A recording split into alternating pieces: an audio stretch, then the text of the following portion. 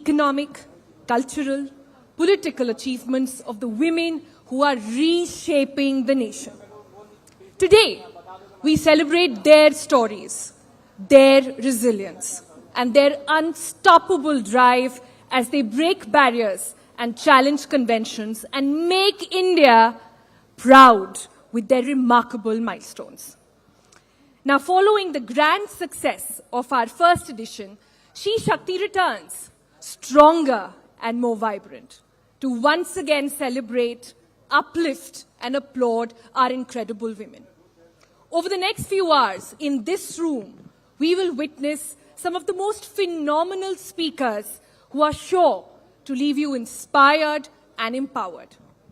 As we embark on the second season of She Shakti, we continue to shine the light on women shaping India's future, the true pride of our nation. Now we start with a special message from the President of India, Srimati Draupadi Murmu, a distinguished leader who has always championed the women's empowerment cause. She was our chief guest last season and has shared this inspiring message on She Shakti Season 2. Ladies and gentlemen, the 15th President of India, Srimati Draupadi Murmu. नमस्कार। भारत की सदियों पुरानी संस्कृति में हमारे देश को मातृभूमि की संज्ञा दी गई है। हम जन्मभूमि को जननी का स्थान देते हैं, धरती को माता कहते हैं। इस तरह भारत भूमि में महिलाओं को परम आदरणीय तथा पूजनीय मानने की परंपरा रही है। हमारे विविधतापूर्ण देश में हमारी देवियों ने भी अनेक रूप धारण किए हैं। एक तरफ वे असुरों का संहार करने के लिए काली और दुर्गा का प्रचंड रूप लेते हैं, तो दूसरी तरफ शांति, समृद्धि और विद्या प्रदान करने वाले सौम्य रूपा लक्ष्मी और सरस्वती के रूप में आशीर्वाद देती है। हमारे देश में महिलाओं को शक्ति का स्वरूप माना गया है। महिलाएं साक्षात शक्ति है। हमारे देश की वास्तविक शक्ति महिलाओं के सशक्तिकरण में ही निहित है। हमारी महिलाओं ने हमेशा दृढ़ता, शक्ति और साहस का परिचय दिया है तथा सभी बाधाओं के बावजूद ये आगे बढ़ती रही है। हमारे देश में महिला सुरक्षा को लेकर कई सख्त कानून बने हैं। इसके बावजूद असुरक्षा की भावना का होना दुर्भाग्यपूर्ण है। महिलाओं का सतत संघर्ष उस सामाजिक संकीर्णता और रूढ़िवाद के खिलाफ है जिनमें उन्हें कमजोर माना जाता है। यद्यपि बहुत से बदलाव हुई है, लेकिन कुछ ऐसे सामाजिक पूर्वाग्रह अभी भी जोड़ जमाए हुए हैं जो महिलाओं की समानता के मार्ग में अवरोध पैदा करते हैं। एक समाज के रूप में हम सभी को अपने भीतर झांकने और अपने आप से कुछ कठिन सवाल पूछने की जरूरत है। हमने कहाँ गलती की है? हम सुधार के लिए क्या कर सकते हैं? महिलाओं की सुरक्षा और गरिमा किसी भी देश के विकास और सफलता के लिए सर्वाधिक महत्वपूर्ण है। यह अनिवार्य हो गया है कि हम सभी एक साथ मिलकर देश की महिलाओं के सम्मान और गरिमा को सुरक्षित रखने और उनके विकास को सुनिश्चित करने का संकल्प लें। नेटवर्क 18 द्वारा ये पहल कुछ ऐसी महिलाओं को सम्मानित करने की है जिन्होंने लिंग से हटकर असाधारण काम किए हैं और उपलब्धियां हासिल की।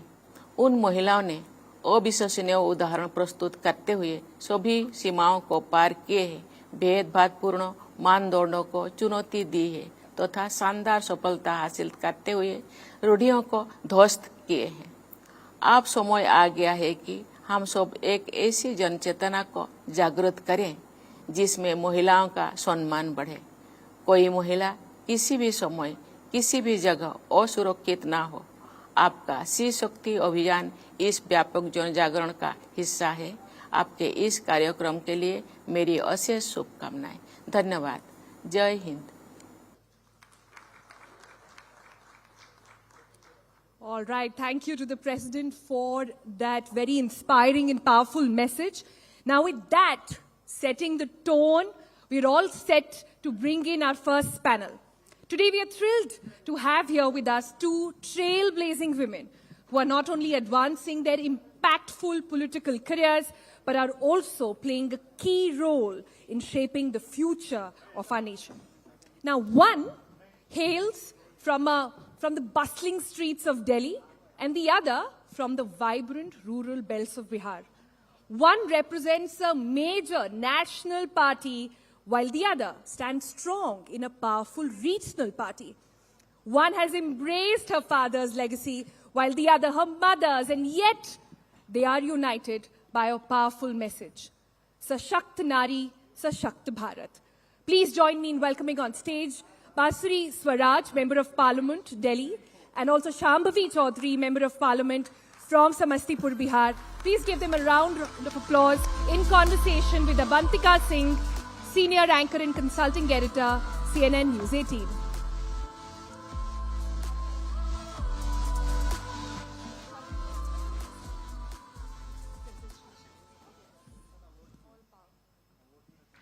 Thank you, Sonal. Thank you so much. Good morning, everyone, to the first session. How's everyone feeling today? How are the ladies feeling today? Let's hear a huge round of applause for our special guests, Shambhavi and Basuri. Basuri, let me start with you. You know, you're an accomplished lawyer by profession, but I was reading sometime in May where you said that politics was not your first choice as a profession. And I found that very surprising because Sushma Swaraj ji, she was a force to be reckoned with. She was a stalwart in Indian politics. And you were surrounded by politics in your growing years. Why was politics not your first choice as your career? Thank you so much for inviting me here. And I must begin with a confession. I'm elated to actually be sharing the stage with Shambhavi. I'm in awe of this girl. So the reason why politics was never my first choice is because I had a very normal upbringing. My parents, I think, made a very deliberate attempt to insulate me from the world of politics. And I had a very normal upbringing where, you know, shout out to Vasant Ali's school and to my amazing teachers who ensured that I was very grounded. Yes. And I think there was a very clear message. माँ said, कुछ भी करने से पहले अपना वजूद बनाना बहुत ज़रूरी है. And politics is not a profession. It's actually a medium for serving the nation. Law is my profession. And even till date, now that I'm very grateful to the people of New Delhi for having chosen Bhajpa, and by virtue of which I have now been graced with the opportunity and bestowed with the opportunity and the responsibility of serving the constituency. Politics still is not my profession. Law continues to be my profession. Fair enough. And let me ask you then, Shambhavi, is it true that you actually did appear for UPSC, you had those aspirations, and if not politics, would you have pursued a career in civil services? Why did you choose politics? Is it because of your family? Because your family have also been in politics for the last 50 years. You're a third generation politician. Yes. So what inspired you then? First of all, good morning to everyone here. Thank you for having me. Thank you for giving me this wonderful opportunity to talk about women, empowerment of women. And like Basuri said, I'm equally elated to share the stage with her and have such a wonderful anchor. About UPSC, yes, I come from Bihar. And, yes, you know, we are social conditioned into believing that UPSC is our end goal, and that's true, and that's where we have to reach. But if you ask me, then if I was not into politics, I would have done something in the education line. I was already working as a director in a school in Bihar. And I was working towards the education of young girls. And I think education is a powerful tool that can transform lives, and we don't emphasize enough on that. So definitely, if not politics, I would have done that. But, you know, ever since childhood, I had it in me. I saw my father, I saw my grandfather serve the people of their constituency. And when I was young, I was like, you know, when I grow up, I want to be something like them. I want to grow up and help people. I want to be at a place where, you know, I can change lives. I can impact lives. I can transform the society. That's what I wanted to do. So, yeah, and like Basuri said, politics is not profession. It's a way of life. You have to give yourself in And when it's politics, it's not like, okay, I'm working 9 to 5. You have to work every day, every minute, every second, and you have to live up to your people's expectations. Oh, absolutely. It goes beyond 24 hours. Now, I wanted to ask both of you, and Basu, you can take the lead on this. So, now that you've taken the plunge, how have you been able to navigate the very demanding landscape of Parliament? You know, when the challenges that you face there inside Parliament, constituency is another, challenge to take on. But inside Parliament, is it family experience, mentorship? How do you tackle those challenges as a first-time MP? I think the credit goes to my profession. Because with a experience about 17 years plus of litigation, especially before the Honorable Supreme Court of India, that I think is something that I keep sort of relying on and going back to. Otherwise, of course, and you learn on the job, and I'm very grateful to my leadership. I'm very grateful that we have very experienced parliamentarians that we can sort of go and pick their brains, and we do that. And somewhere I'm very lucky to have colleagues like Shambhavi, where we can sort of over a cup of coffee decide to collaborate, have a brainstorming session and discuss things. But is there anything that has taken you by surprise? The decibel levels. Shambhavi, what about you? No, I think inside the parliament, everyone is very cordial. I mean, there is no patriarchy inside the parliament. But definitely, like I always say, to be here, I didn't just contest elections. I fought patriarchy first. I fought misogynists. I fought stereotypes. And then I reached here, but it was very evident during the election campaign. I think a lot of women who were contesting must have faced it. I come from Bihar, and people over there, we have a concept of Mukhiya Pati, Sansad Pati, Vidhayak Pati, where women are actually the elected leaders, but the powers are with their husbands or fathers. So, I did combat those stereotypes in the election campaign, and casually people would say कि अरे कोई बात नहीं, आप इनको जिता दीजिए, मतलब इनके पति है, इनके पापा. I was like, no, I'm here for myself. I'm fighting, and you have to elect me. So that's something that that was something that I fought. So, no, I can imagine.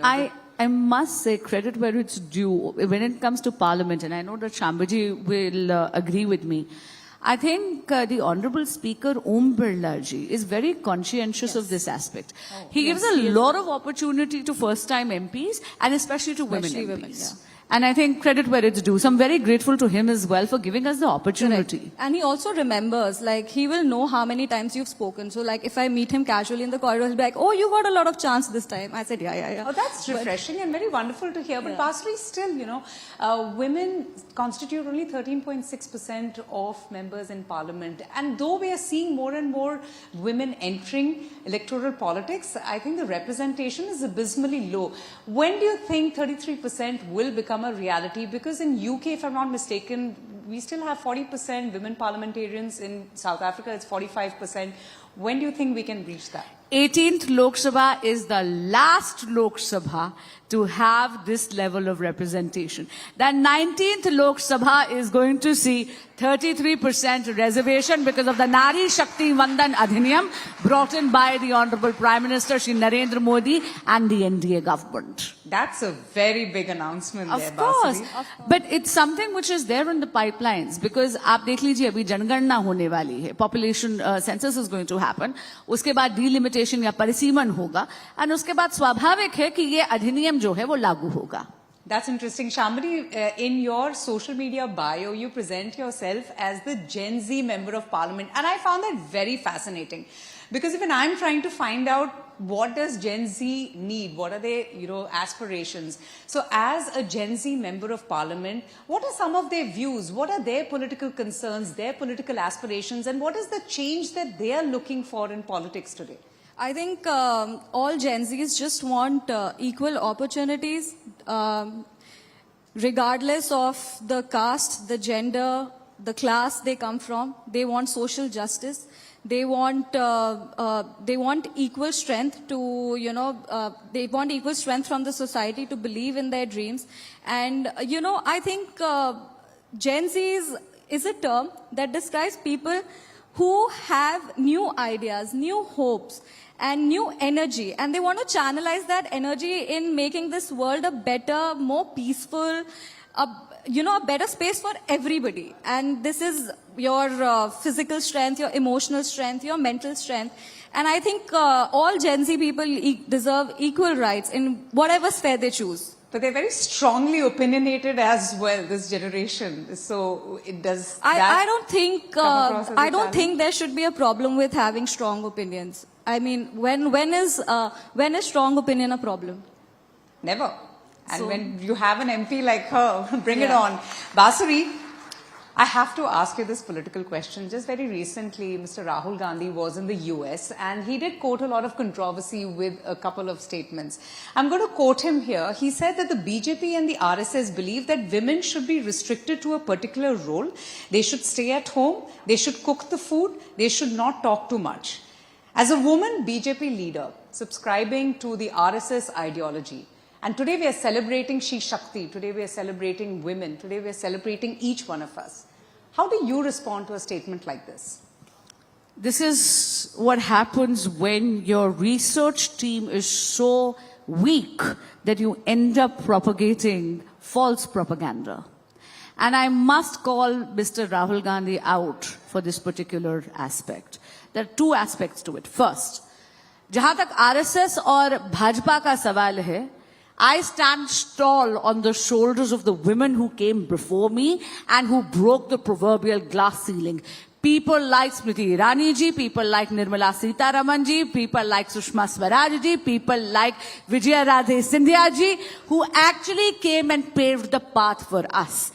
Then nothing can be further away from the truth. You know that Prime Minister Modi was the first Prime Minister of the country to have not one but two women as part of the CCS. Both Nirmala Sitaraman ji as well as Sushma Swaraj ji. Second, largest number of women ministers in the cabinet are under the leadership of Honorable Prime Minister Narendra Modi. मैं खुद बहुत स्वाभिमान से कहती हूं और बहुत गर्व से कहती हूं कि मैं एक संघी हूं. संघ के संस्कार मेरी रगों में दौड़ते हैं. मैं भाजपाई हूं. लेकिन क्या आपको लगता है कि संघ रिग्रेसिव है? अगर वो होता तो मैं यहां कैसे बैठती? तो क्या गलत फहमी है बात? गलतफहमी नहीं है. कांग्रेस को क्या गलत फहमी?